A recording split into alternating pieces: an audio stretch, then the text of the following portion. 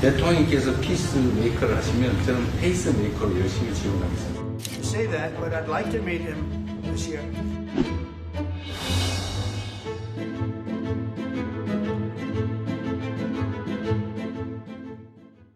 저희가 듣고 왔지만 이번 한미 정상회담 이후에 북미 정상회담 이거 열리는 거 아니냐 기대들이 상당히 커지고 있어요. 예, 물론 뭐 성사 가능성은 좀 따져봐야 되겠습니다만 기대감이 커지는 건 맞습니다. 네. 왜냐하면 양 정상이 만나서 방금 화면에서 보셨습니다만 이 정상회담 개최 가능성에 대해서 양 정상이 다 적극적이거든요. 그리고 무엇보다도 트럼프 대통령이 더 적극적이에요. 네. 시한을 정해서 금년 내에 만나고 싶다라는 얘기를 했거든요. 거기 또 한 가지 주목할 부분은 뭐냐면 그 트럼프 대통령이 한반도를 방문한다는 거죠.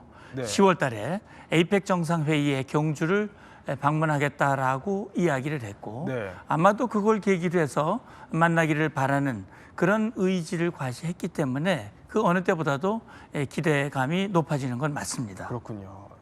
자, 봉용식 교수님. 이런 와중에 어제 북한이 김정은이 이번에 중국 전승절 참석할 거다라고 북한도 공식도 발표를 했어요. 그런데다가 일본 매체는 이게 김정은이 이번에 중국을 가는 게 북미 정상회담을 위한 포석이다. 이런 해석들도 내놓고 있던데 이게 정말 그런 의도가 있다고 보십니까? 저도 그런 의도가 강하게 작용됐다고 봅니다. 왜냐하면 이거는 의기투합이 돼야 되지 않습니까? 네. 초청하는 중국 정부에서도 김정은 위원장을 꼭 불러야 될 이유가 생겼어야 되고 북한 입장에서도 다 아시겠습니다만 다자무대에 데뷔하는 건 이번이 처음이거든요. 그렇다면 쉬운 결정이 아닌데 김정은 위원장이 이런 초청을 받을 때는 뭔가 네. 중대한 이유가 발생했다는 것이죠. 그것은 이제 한미일 간에 이런 안보 협력이 강화되니까 경제 협력도 이거는 안 되겠다. 우리도 힘을 합쳐야 되겠다는 동기부여가 된 게 아닌가. 말씀드리자면은 이제 김정은 위원장이 트럼프 대통령하고 정상회담이 있을 때 네. 중국이 갑자기 북한한테 잘해줘요. 그래서 시진핑 주석이 정상회담을 초청했지 않습니까? 네. 그래서 이제 미국, 북한 정부 다 얘기하는 게 아니 시진핑 정부는 미국이 북한에 대해서 좀 중국이 책임지라 그러면 북한은 주권 국가고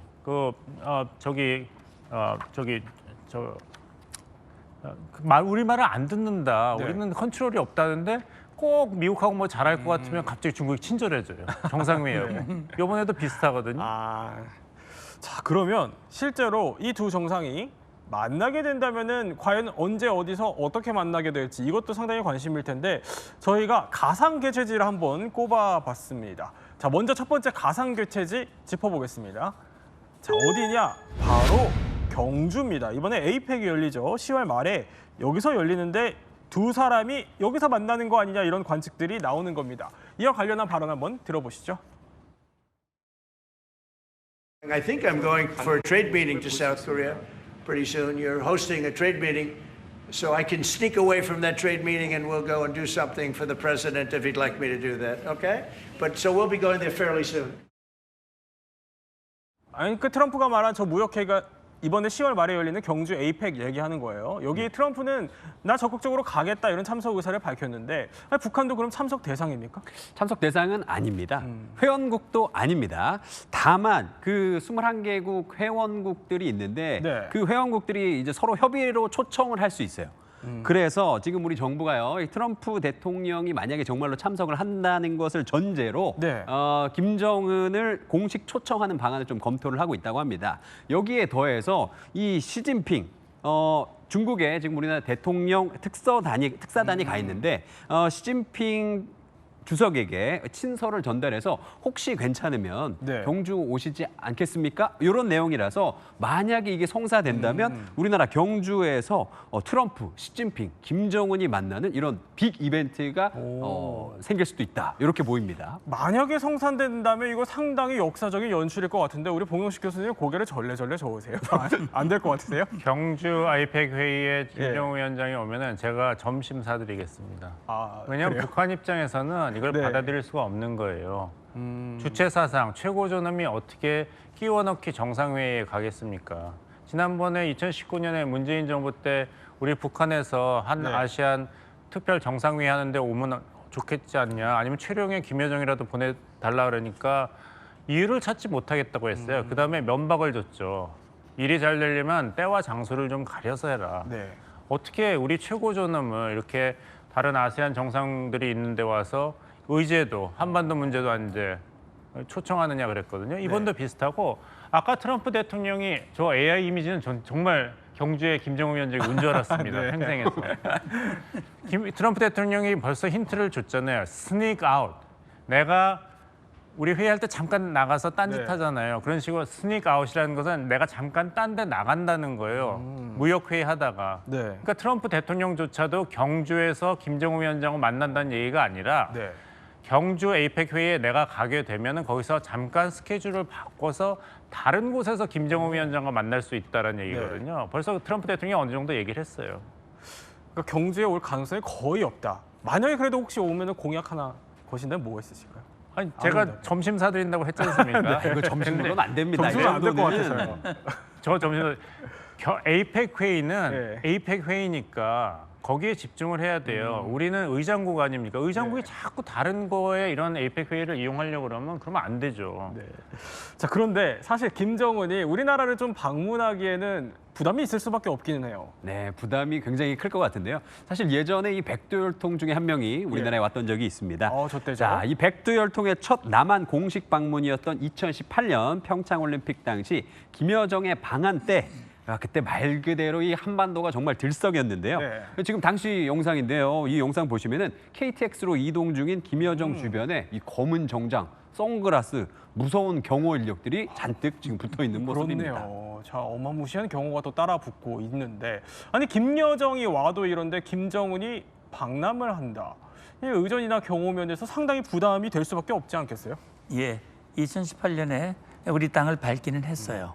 아마 기억하실 겁니다. 판문점에서 정상회담이 있었죠. 남북 정상회담이 있었고 그 이듬해에 또 역시 판문점에서 트럼프 대통령과 새 정상이 만난 일도 있었죠. 그러나 그때 당시 남북 관계가 좋을 때도 사실 판문점에만 왔지 대한민국은 오지 않았거든요. 네.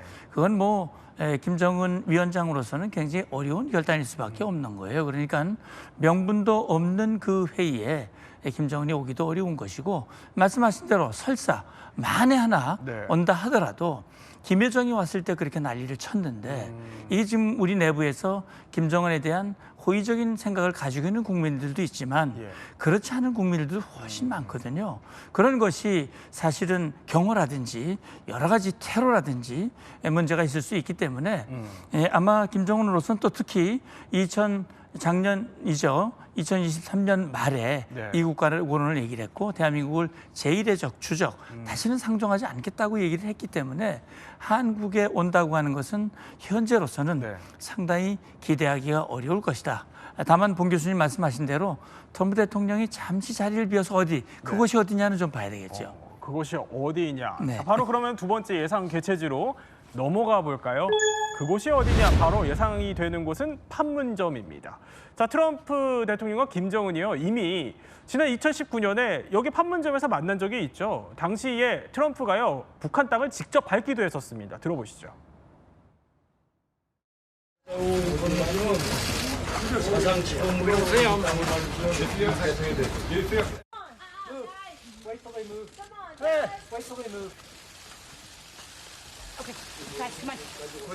Stepping across that line was a great honor. A lot of progress has been made.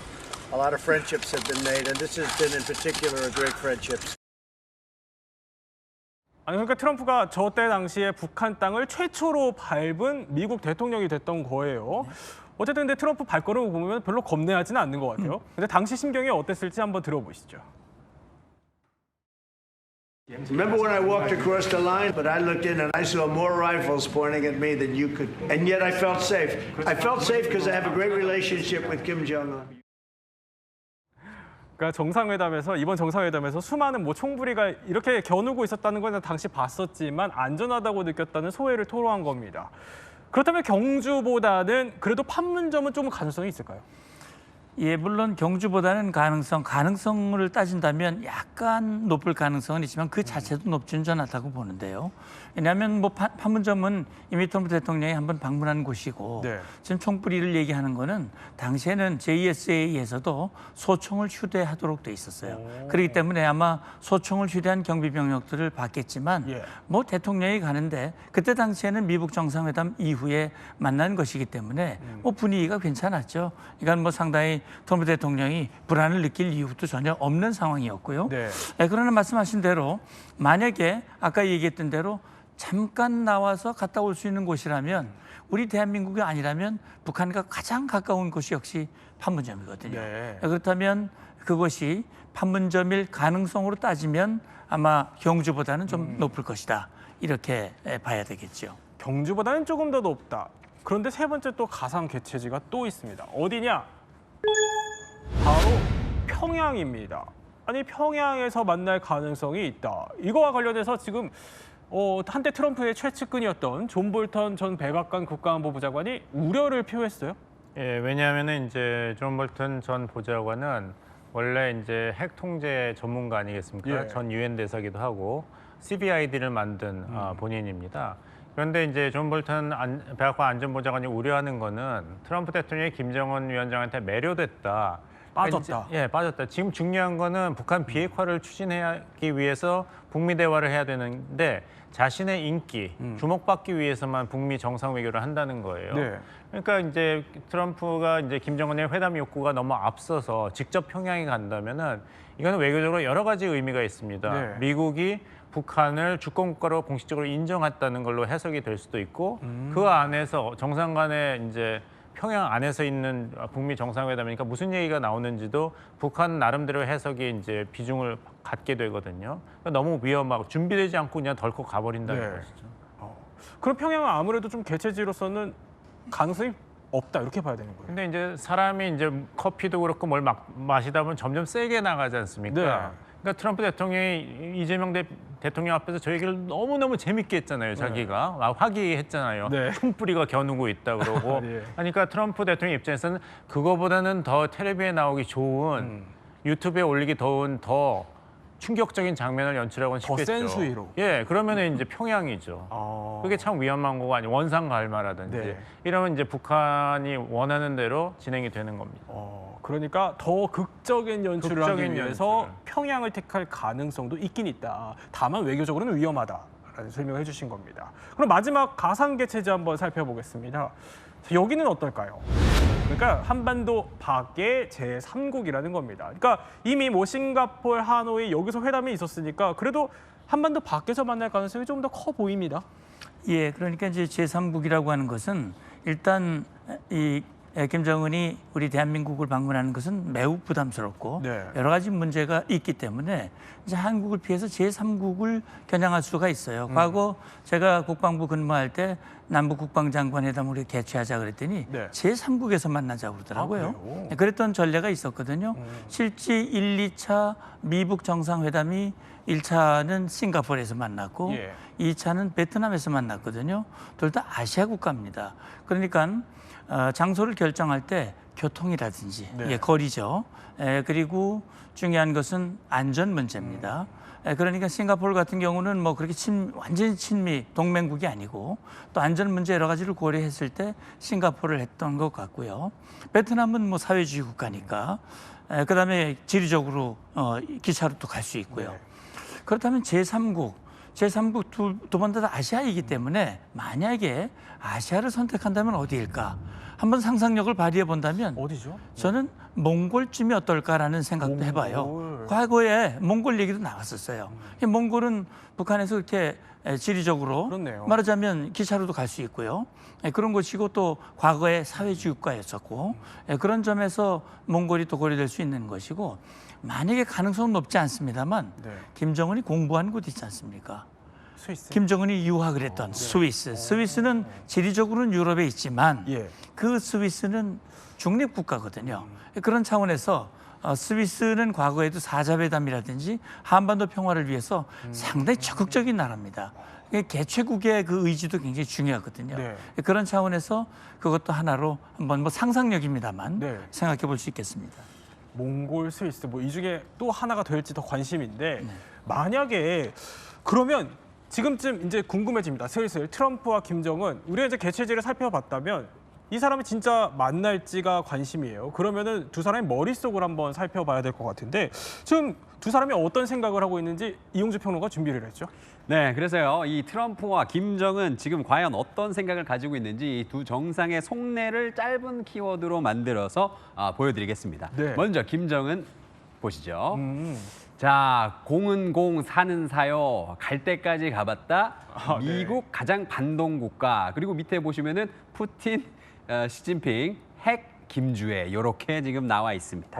아니 뭐 지금 보면은 발언들이 상당히 공격적이고 실제로 이제 저런 발언들이 북한에서 나왔다는 얘기잖아요. 그렇죠. 최근에 김정은 발언이나 북한 매체 이 발언 등을 통해서 재구성을 해본 건데요. 네. 일단은 이 갈 때까지 가봤다는 무슨 얘기냐면요. 지난해 9월에 평양 무장 장비 전시회 이 개막식에서 김정은 네. 이런 얘기를 했습니다.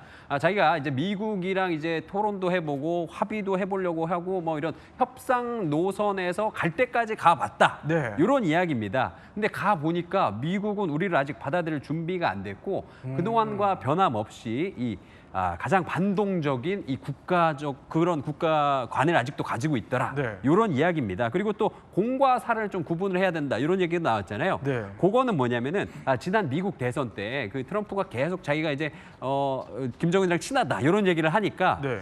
조선중앙통신 논평으로 그 당시에 회의를 하면서 그 친하게 이 개인적 친분 관계를 좀 쌓았던 건 뭐 사실인 것 맞지만 그거랑은 다르게 이 대외 정책과 개인 감정은 구분해야 된다. 이런 또 이야기를 또 내놓기도 했습니다. 아니 문성모 센터장님 예. 갈 때까지 가봤다. 이거 우리가 통상 뭐 연인 관계에서는 생각을 해보면 제외할 생각이 별로 없을 때 네. 그럴 때 보통 그런 얘기를 하잖아요. 그러면 이걸 이제 북미 관계에 한번 적용을 해보면은 김정은 입장에서는 이제 미국과의 관계는 우리 이제 되돌릴 수 없다, 다시 만날 생각 없다 이런 얘기 아니에요? 예, 말로는 그렇게 하고 있어요. 그런데 이제 말과 행동은 우리가 좀 구분해서 볼 필요가 있어요. 왜냐하면 말은 뭐 갈 때까지 갖고 이제 만날 이유도 없고 다만 그러면서도 하는 얘기가 뭐냐면 그 미국이 적대지 정책이고 반동 국가라고 얘기를 하는데 네. 그건 뭐냐면 그럼 적대지 정책을 철회하거나 내려놓으면 조건만 갖춰주면 못 나갈 이유가 없다라는 그런 뜻도 되거든요. 그러니까 이번에 한미 정상회담 또 그 전에 있었던 한미 연합 훈련에 네. 북한이 도발적인 그런 반발을 하긴 했지만 상당히 수위를 조절하고 있어요. 그런 걸로 봤을 때는 김정은도 트럼프 대통령과의 만남을 아예 기피하거나 영원히 안 하겠다 그런 뜻은 분명히 아니거든요. 그런 차원에서 우리는 좀 주목해 볼 필요가 있습니다. 네. 그러면은 트럼프의 머릿속도 슬슬 궁금해집니다. 트럼프는 무슨 생각하고 있나요? 자, 트럼프 머릿속 한번 보겠습니다. 네. 날 그리워할 것. 김정은 제일 잘 알아. 예. 만나고 싶다. 애절한데요. 너무 달라요. 네, 그리고 또 밑에 마가, 관세, 비핵화, 그리고 저 금색은 노벨 평화상입니다. 노벨상. 예. 아니 뭐 만나고 싶다, 그리워할 것이다, 김정은 잘 알고 싶다. 이거 구애가 상당합니다. 마치 연인 사이 같기도 하고요. 실제로 그런데 당선 전부터 트럼프는 김정은에 대한 관심 이거 계속해서 표현을 해왔었습니다. 들어보시죠. Kim Jong-un, very smart, very tough, but he liked me and I got along really well with him. And Korea, Kim Jong-un, I got along very well with him. You know, it's nice to get along with somebody who has a lot of nuclear weapons. I said, just relax, chill. You got enough. You got so much nuclear weapons, so much. I said, just relax. Let's go to a baseball game. 자, 그럼 다시 연인 관계 비교해보면 트럼프는 제외할 생각이 있어요. 당연히 있죠. 네, 뭐 왜 이렇게 구애하는 거예요?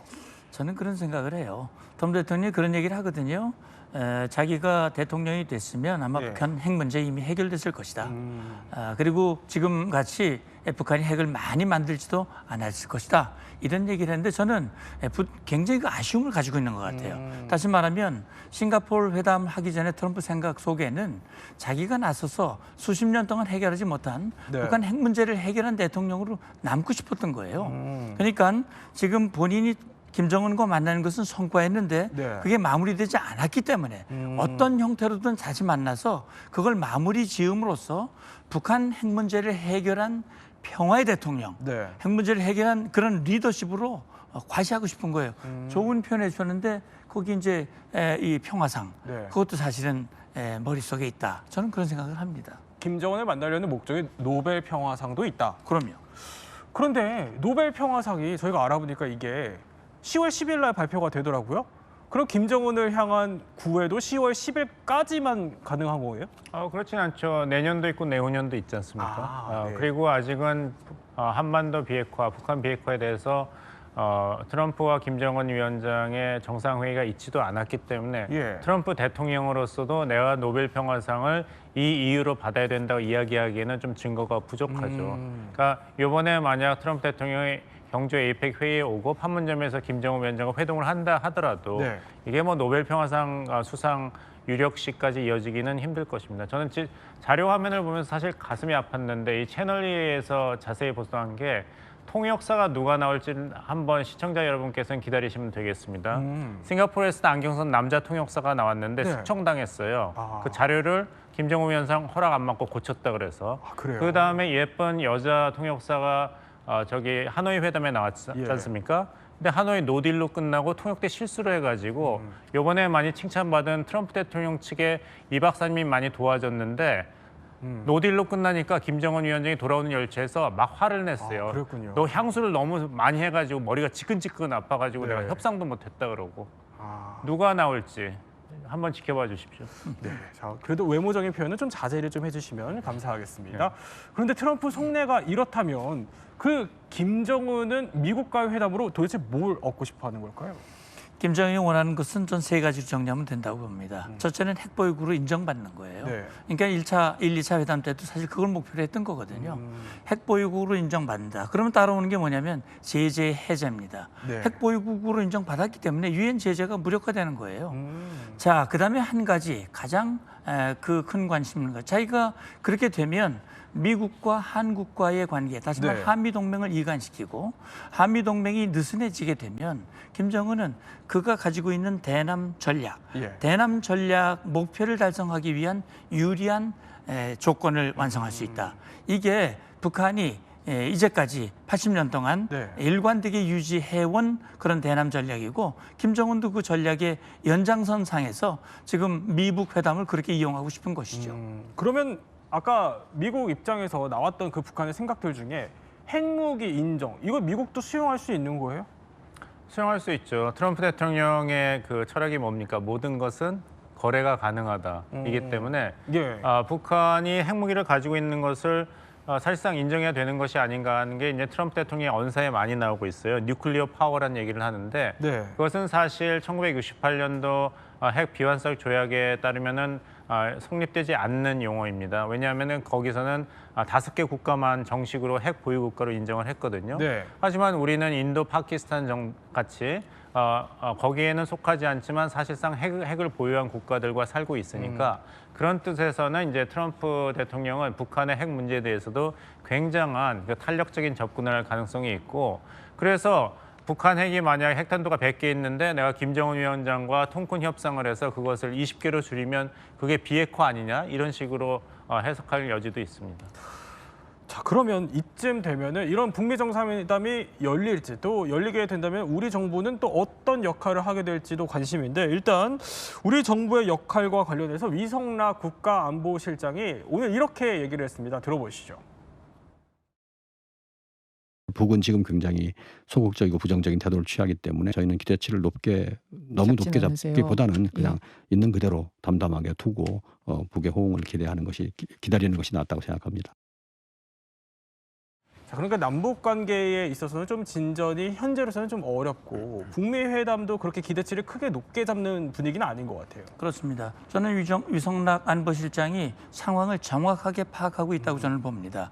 지금 북한의 발언이라든지 네. 지금 미국과 북한 사이의 어떤 입장 차이 예. 이런 것들로 고려해 봤을 때는 지금 높아지는 기대치에 비해서 현실성은 상당히 낮은 건 분명합니다.